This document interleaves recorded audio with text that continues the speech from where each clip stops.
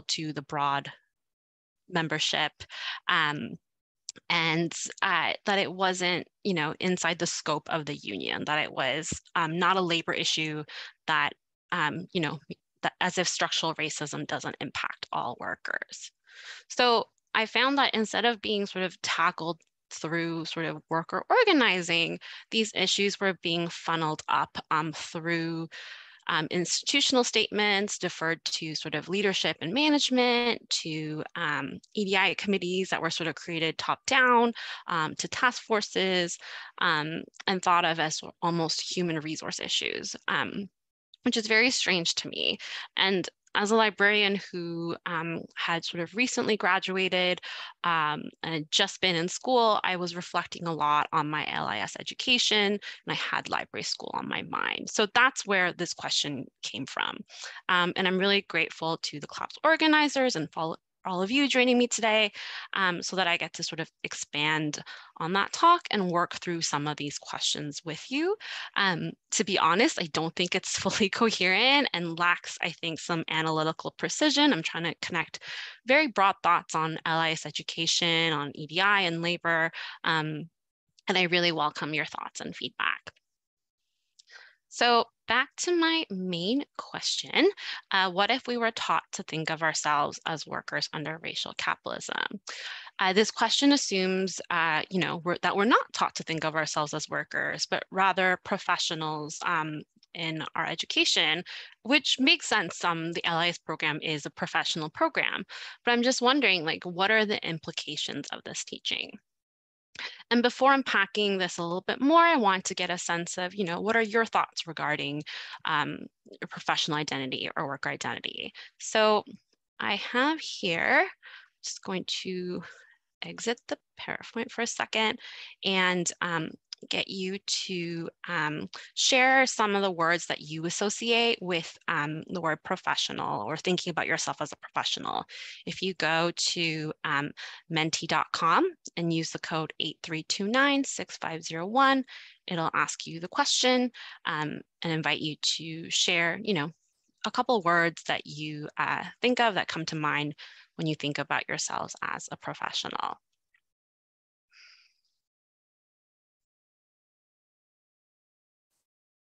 And I'll just give you all a minute or so to do that.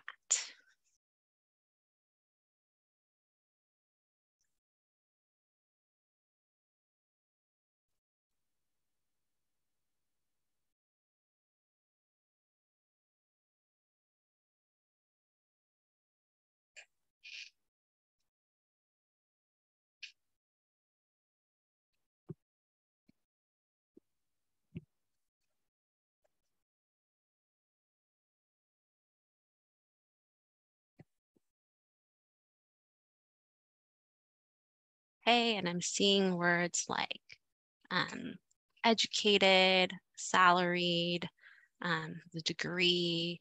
I see things like privilege, expertise, norms, institutions. I see things like, privilege, autonomous, high pay, gainfully employed, whiteness. So that's really, really great. And I think, being a professional, there's lots, and I want to stress also, a lot of folks have done sort of research into sort of professional identity. But I think, I also come up with these same ideas of sort of, that we're educated, high salaries, there's a degree, there's expertise involved, but there's also sort of privilege involved.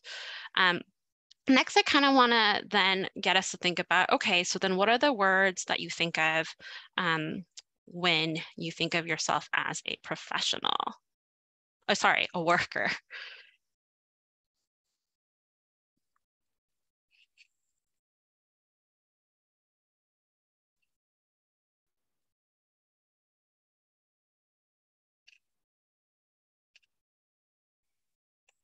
And I'll give us all a minute or so to do that as well.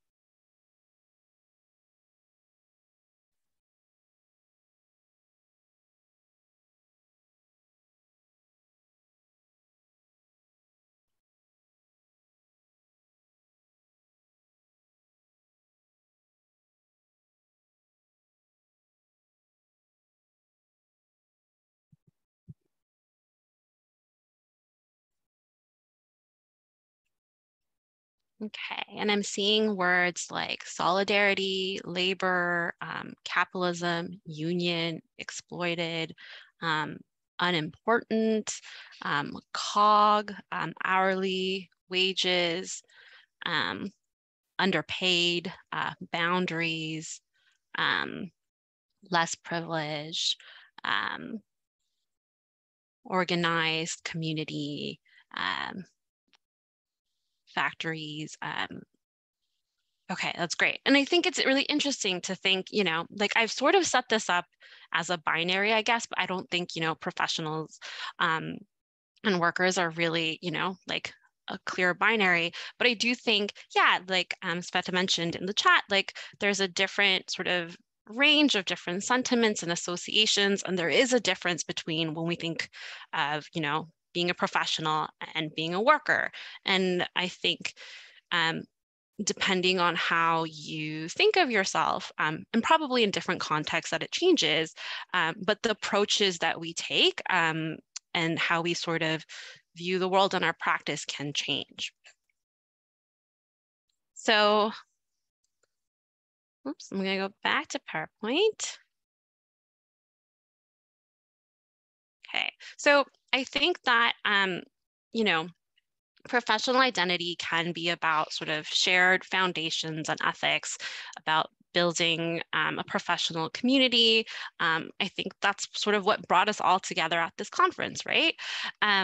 But because professionalism is often invoked, I think when we're on the defensive, when we're trying to protect our status, our material benefits, it's used in an exclusionary way. And I think we saw that in the word cloud. There was a lot of stuff about privilege. And boundaries. And I think the way we use it in an exclusionary way, we're often trying to align ourselves with more powerful rather than finding, I think, solidarity with lower waged and marginalized workers who, not coincidentally, but by design, are often racialized workers. So for me, our fields focus on professional identity and the prestige and status and sort of the benefits that come with it. They often reflect the interests of what Barbara and John Ehrenreich theorized as the professional managerial class, also known as the PMC. And they theorize that, the PMC is sort of a class distinct from the class of workers. The PMC includes researchers and engineers, teachers, nurses, social workers, journalists. These are professions that require specialized education. They lean on their expertise. And they also usually have sort of an ethic and value revolving around sort of a liberal idealism or a service ethic. And I think librarianship falls into this as well. And the Ehrenreichs argued the PMC had different interests that were often in opposition to workers' interests.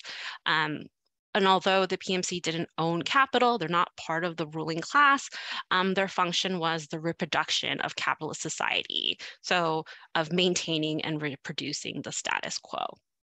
And I do want to mention there's a lot of controversy and debate about the term PMC. I think it's often sort of used incorrectly, sometimes in a pejorative way. And there's a lot of discussion about, is it truly a class? But regardless of all that, I think the term can still be useful to acknowledge the differences among workers.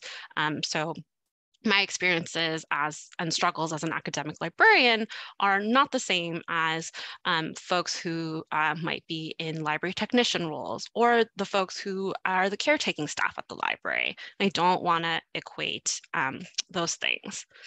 But I think despite these very real differences, whoopsies, don't know how to use, there we go. Despite these real differences, I think that PMC and the sort of what we consider the more traditional working class, they're both exploited by racial capitalism. Both their labor has been deskilled and degraded. So if we think about teachers and nurses today, they're underpaid and overworked.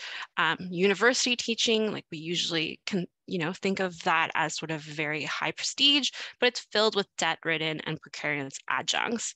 And I think the material reality for librarians is the same. We face the collapse of public funding.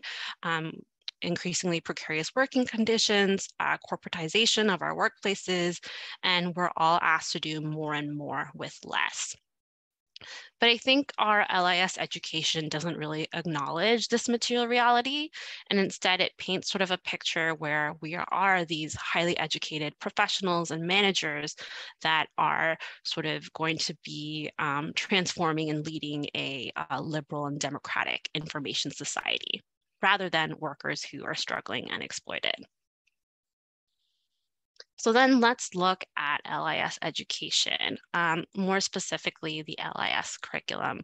As I think, this is often the first time that we encounter sort of the library profession, and it sort of provides insights into how we're trained and socialized and how, we're to understand our values. So I think LIS education sort of socializes us as professionals and reinforces these professional managerial interests. It pushes us to turn towards managerial solutions and approaches by stressing that management and administration is a core part of the LIS curriculum. So the LIS curriculum is the purview of each institution and program. And so the LA isn't super prescriptive about what the curriculum should look like, but it does provide standards and guidance through the accreditation process. And the standards state the curriculum of library and information studies encompasses information and knowledge creation, communication, identification, selection, et cetera, use and users, and then the management of human and information resources. And I think, to me, this inclusion of human resources management is interesting. And I think it signals that, being a library professional is not only about having knowledge and expertise related to information, its creation, and its use, but being a manager of managing human resources, managing human capital. The accreditation standards also point to the ALA core competencies for sort of further guidance on student learning outcomes. So the core competencies from 2009, which is sort of the current official version, lists these 8 items from foundations of the profession, things like reference and user services. And we have at number 8, administration and management. Now, the core competencies are being currently revised, and in 2021, a draft version was released for feedback from the community. And if we look at that, we see there's been some word changes, but we have still management administration, and it's moved up to number 4. And I don't know if the order matters, but I think when I read it, it does feel like it's signaling that management administration is important, and that maybe in comparison to some of the other competencies that it's more foundational or more important. And then you'll also notice that social justice was added as a competency as well. And I'll talk about that a little bit later. Oh, that's a good question. Someone said, is the order alphabetical? And maybe it is. And then so the order thing doesn't matter. Thank you for pointing that out. I didn't look at it. But then I'm wondering then, okay, so then that's a really, really good point. I still think, though, that it's interesting that management administration is sort of, I don't know, like part of this core competency. And so because of that, I think, because of the accreditation standards, because of the core competencies, not surprisingly, when you look at all the different LIS programs, 43 out of 64, so 67% of library programs require a management course to complete the degree. And nearly all the schools, except for 2, provided a management course on things like, change management, logic models, leadership theories, measurement and evaluation, and so forth. And I think this signals to LIS students that management, administration related knowledge and skills, these are things that, define a library professional. So I think then we have this sort of professional, managerial, administrative component in LIS education. But then at the same time, as we mentioned before, there is that demand for equity, diversity, inclusion. So social justice has been added as a competency. And I think there's been a lot of work in the profession to sort of include these values and principles. And so when you look at the social justice competency, and thank you for sharing the draft in the chat, you can see that, it outlines that librarians should understand their positionality, understand their power and privilege and oppression, and be able to, quote, challenge practices, services, and programs that have traditionally replicated dominant systems and marginalized others. And I want to say, like, this, I think, is the result of advocacy and activism from students, from faculty, scholars and practitioners in the field, and the folks who are, working and part of the ALA. And so, and I think, there's been sort of a long been calls for LIS education to incorporate discussions of race and gender and sexuality, colonialism, and other critical theories related to power and oppression.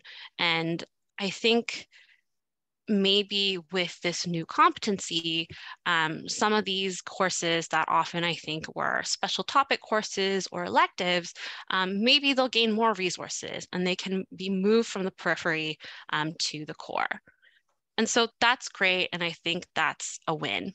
But I worry that as we sort of institutionalize and operationalize concepts related to systems of oppression, it can be stripped of its radical nature. These concepts that call for the dismantling and abolishing of our existing systems can be co-opted and neutralized and turned into sort of individual marketable skills and really push us to have, I think, a managerial view. So, for example, I can see how the language of social justice can be woven into management courses. So our approach is building cultural competence, managing a diverse workforce, diversifying leadership, how to market to diverse communities. And these are all, I think, good things, but none of it is about dismantling existing systems. And it also, I think, again, gets us to sort of point to solutions that are managerial rather than building collective power. And in this way, I think ultimately we're still reproducing systems and structures of oppression. So thinking about, equity, diversity, inclusion, or social justice, or anti-racism, or systems of power and oppression, I think through this sort of professional managerial lens, really sort of limits and hinders our imagination. It pushes us to look towards management and administration for change, rather than creating change ourselves. And I think what we can imagine with that is maybe, a more diverse group of leaders, managers, and even diverse rank and file library workers. But that doesn't necessarily mean that our material conditions will change or the material conditions of the communities that we serve. They could remain poor and continue to deteriorate. So this is where I think racial capitalism as a framework could be helpful. So again, back to my original question, like what if we were taught to think of ourselves as workers under racial capitalism? And why am I saying, workers under racial capitalism and not just workers? I think because this is because I think it's important not only to know that you're a worker, but you're able to connect your identity and the struggles you experience as a worker with others who are living under racial capitalism, say global, political, economic, and social system that relies on and is fueled by racial hierarchies and difference, where some people are considered disposable, undeserving, while others are considered to have value based on racial hierarchies. And I'm not going to go into depth on the theories of racial capitalism. It sort of developed and emerged out of the Black radical tradition, and it continues to expand and be theorized today by academics and activists, and also within the library field by folks like David James Hudson. And I'm really thankful to Dave for introducing me to racial capitalism. But just so that I can clarify what I mean when I'm using the term, I'm not talking about the commodification or marketing of race or a separate kind of capitalism that's distinct from a non-racial capitalism, which has never existed. I'm using racial capitalism to describe how mutually constitutive, intertwined, and inseparable racism and capitalism is. And I think by centering both race and class, racial capitalism is a useful way of viewing our world. In their introduction to the book, Rethinking Racial Capitalism, Gargi Bhattacharya outlines 10 theses of racial capitalism, one of which is, quote, racial capitalism is a way of understanding why we seem to be so divided and yet remain so intimately intertwined with each other. So I think thinking about racism and capitalism together through racial capitalism allows us to expand our analysis of the problems we face and maybe give us some guidance on the questions we should be asking and the actions that we could take. Racial capitalism thrives on the exploitation and subjugation of Black folks and other racialized communities, of migrants, of the poor working class. It also involves the exploitation of white folks as well, even when they are, inadvertently or advertently participating in the subjugation of others through white supremacy. So then the violences of racial capitalism operate differently depending on your racial identity, but it doesn't make you immune to exploitation, and neither do our professional identities. Our struggles as librarians are tied up with the struggles of those who are in non-professional roles, of student workers, those who work in shipping and receiving, those in IT, those who maintain and clean our buildings. And I think in understanding these different but interrelated struggles, I wonder if this can lead more of us to organize and to take collective action, so that we can, funnel our desires for racial justice, economic justice, social justice, not to management, but through building collective power and seeing how, fighting for our own specific struggles, our own liberation is tied up all together. I think that, leads us to building solidarity. But then I think for this to happen, it requires sort of an understanding of our current world and consciousness. So then how do we develop critical consciousness as understood by, folks in critical pedagogy like Freire and bell hooks as library workers to make sort of these connections? How do we not only gain knowledge about how oppression and exploitation works, but how do we connect that to our lives as library workers? How do we see that, a lot of this work is happening already, that sort of this, the anti-capitalist and anti-racist struggles that are already occurring by folks in libraries and outside across the globe, that these are not fights of an abstract third party, of an abstract union or a group of activists or, marginalized folks, but they're each and every one of our fights as people living, in society, and if we want to, as library workers. So to end, Sophia Zhang's reflections about learning, consciousness, and awakening in a recent article about the futility of one-shots and EDI really resonated with me. Near the end, she writes, I have thought in the past, how come I was never taught this or that in school? Or how did I never read this in my graduate program? And these are thoughts that I've had too. And I think these are the types of thoughts that have pushed me to think about these questions. Sophia also writes, however much of my political and critical awakening has happened and continues to happen outside of formal education and formal understandings of US history, society, and culture.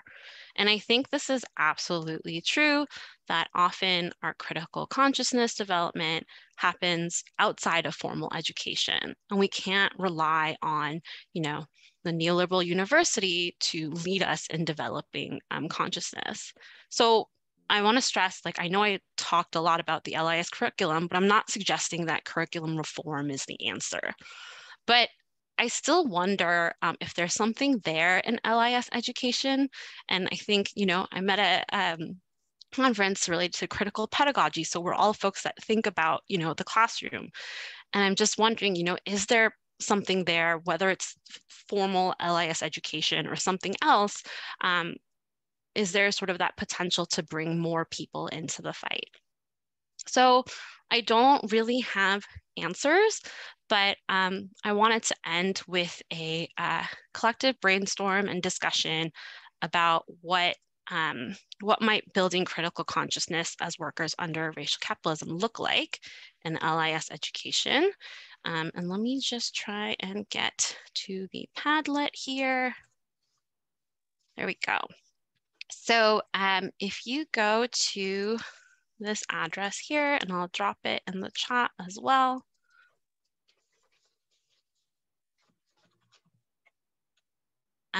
I thought, people can drop in sort of their thoughts and ideas and questions, comments, disagreements about, what might building critical consciousness as workers under racial capitalism look like in LIS education or elsewhere. And I also have a couple sort of questions that I've thrown in there while thinking about this. Like where could this happen in LIS education? What are challenges and barriers to this? What are the skills that we need to organize and take collective action? So in addition, other than managerial skills, like what are other things that we need? And also I'm curious to know, like thinking about your own experience in learning, how and when did you learn about the oppressive systems that we live and work in? How did you learn about or develop consciousness about your relationship to capitalism? So I think we're at 12:30. Maybe we can take 5-7 minutes to think about this, and then we can come back together and discuss. And if folks have any trouble accessing the Padlet, please let me know. And I'm just going to be reading through some of the chat while folks are putting some of their ideas together.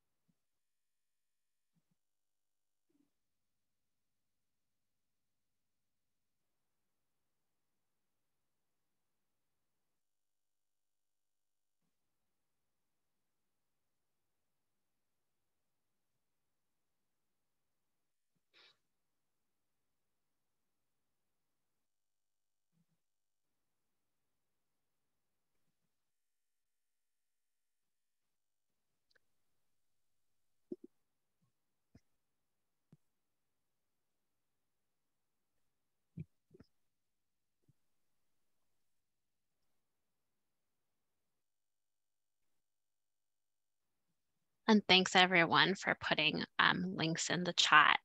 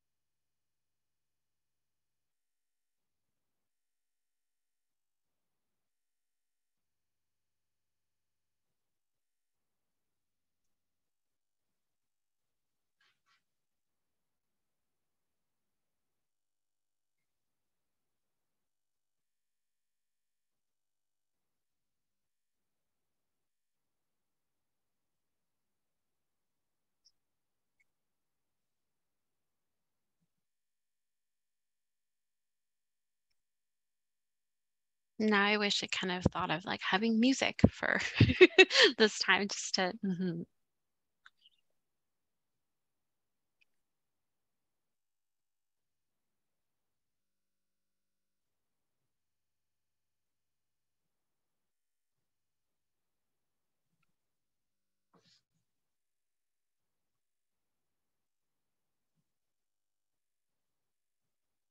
Whoops, and I'm realizing, yeah, that there's some of the things that are overlapping, so I'll move.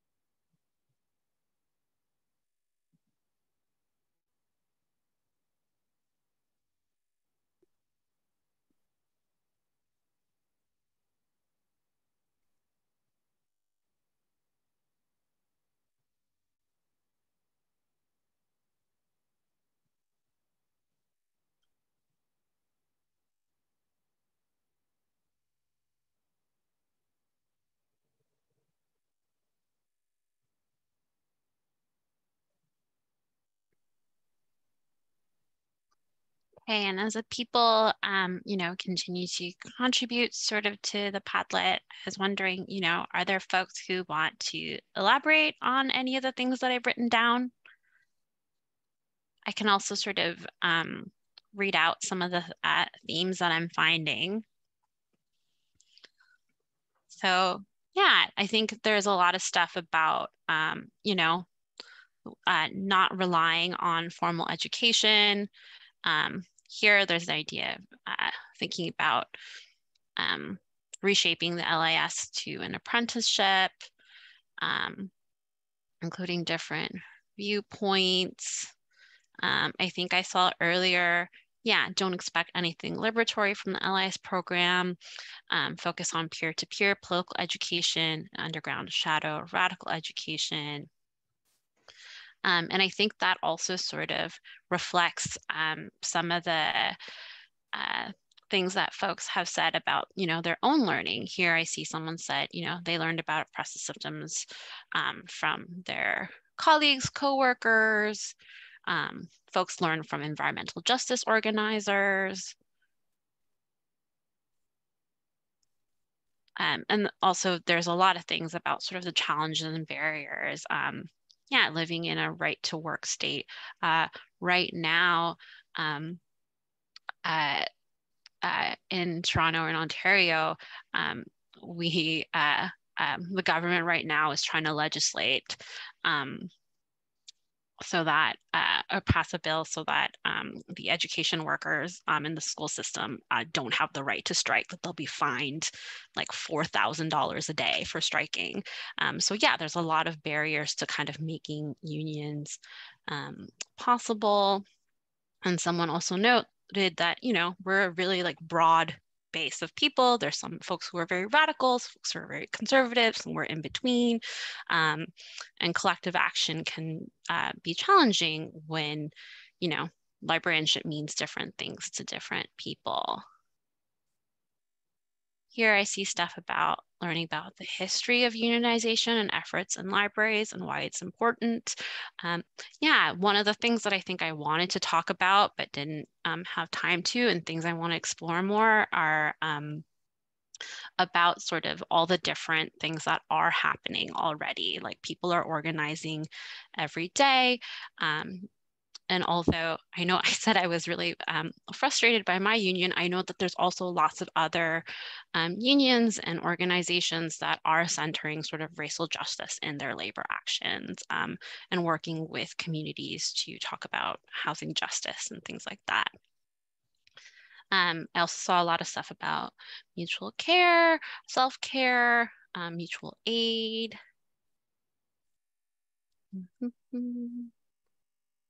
And I know folks mentioned, depending on your role, things might change too. Whether it's sort of, I'm coming from a very academic librarian lens, but folks in public libraries might be different. Uh,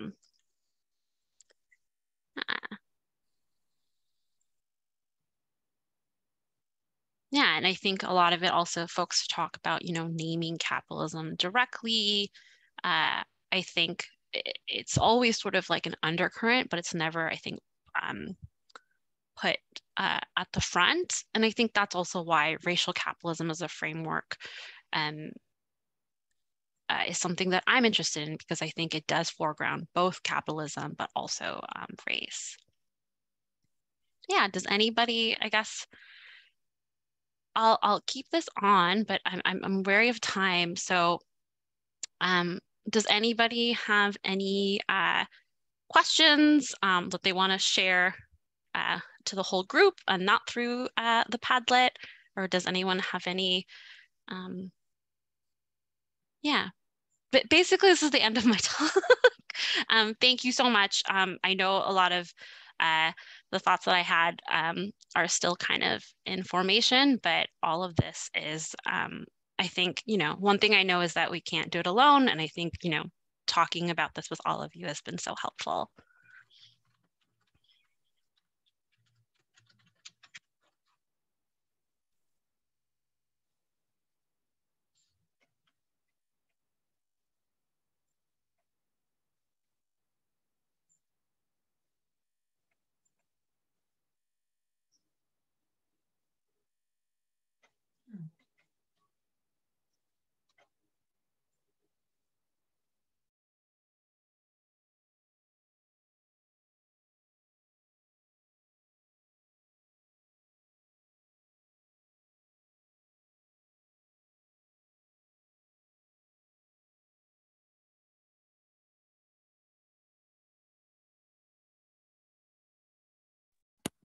So we have a couple people that raised their hand. Oh, okay, great. Mm-hmm.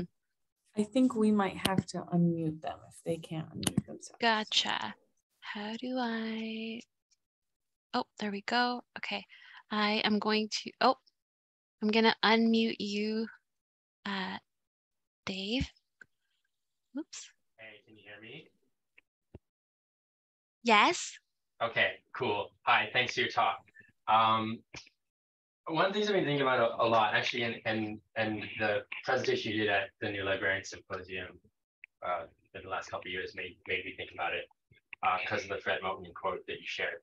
But I wanted to hear you maybe elaborate on it a little bit more, get your thoughts on it, because one of the concepts that circulates a lot, even in sort of seemingly radical or progressive library spaces, the concept of privilege, right?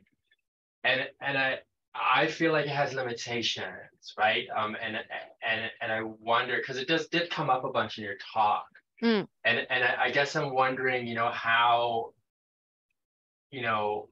what your thoughts are on the limits or affordances of privilege as a way of sort of organizing our thoughts around the kind of structures of violence you're talking about. I don't know if I'm being clear or not, but No, anything you can kind of speak to about that?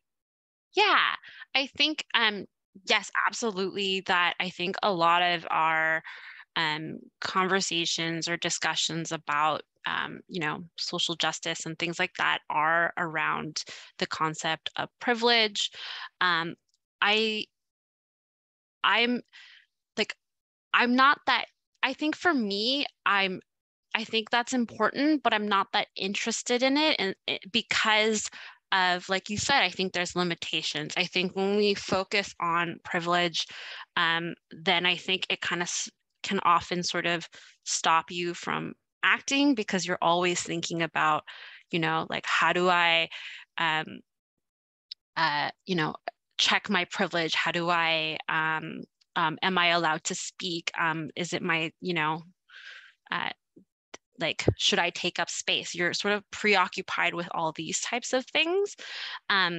Whereas I think, if we think of ourselves under racial capitalism, it's like, yeah, you have privilege, but there's like, we're all kind of going through, we're all experiencing exploitation. And I think that's where I think, like, yes, think about privilege, but I think people should also think about not only their privilege, but the ways that they're being oppressed, and then use that to enter into,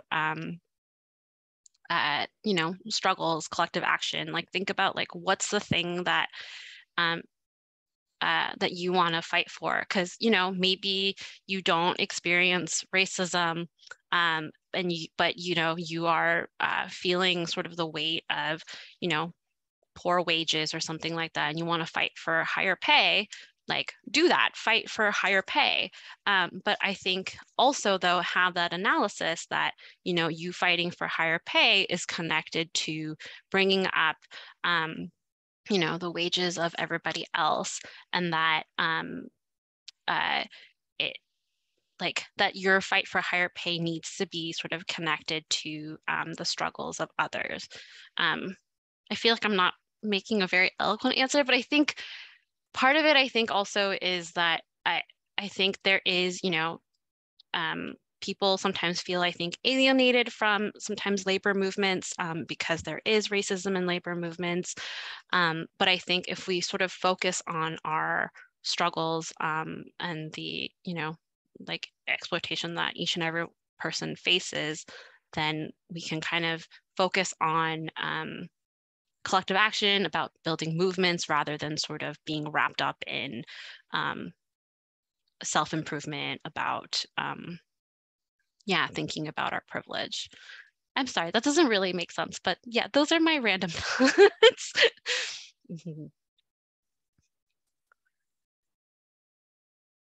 And I see Emily, I'll ask you to oh yeah.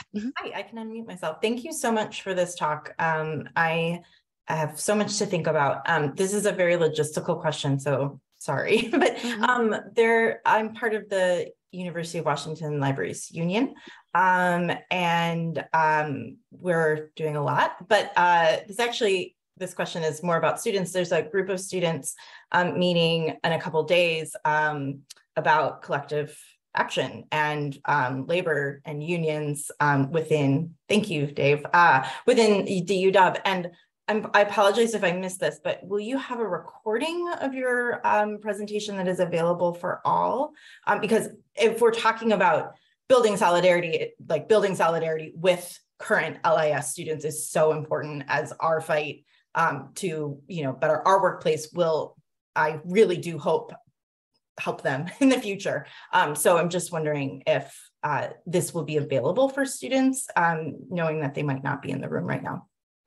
I know this is being recorded right now, but I'm not 100% sure how it's being distributed. But yes, I do want to also take this time